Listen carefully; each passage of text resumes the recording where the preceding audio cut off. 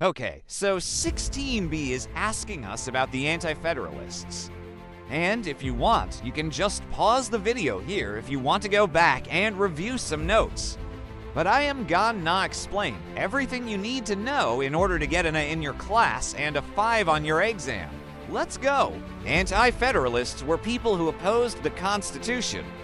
And the main reason they opposed it was because there was no mention of states' rights.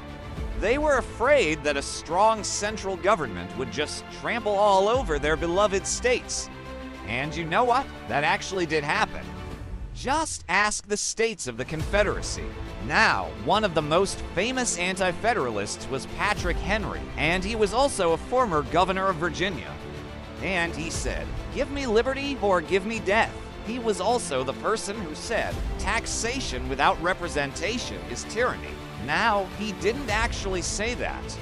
That was a quote from a pamphlet written by a member of the Sons of Liberty named Samuel Adams. Samuel Adams was also an anti-federalist, and he wanted local control. In other words, he wanted republicanism. He was also a strong supporter of individual liberties.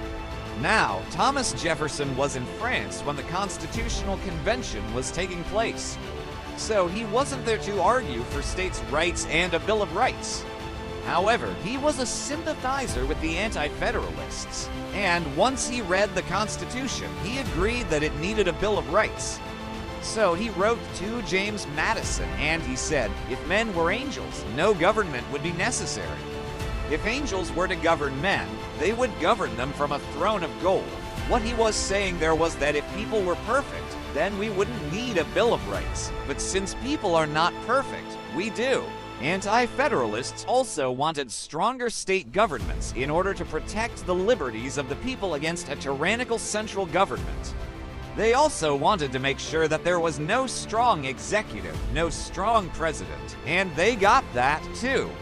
The president is elected by the Electoral College, but the Electoral College was not established in the Constitution. It was established in the 12th Amendment, and guess what? It was ratified along with the other 9 amendments in the Bill of Rights. So the Anti-Federalists got everything they wanted in the end.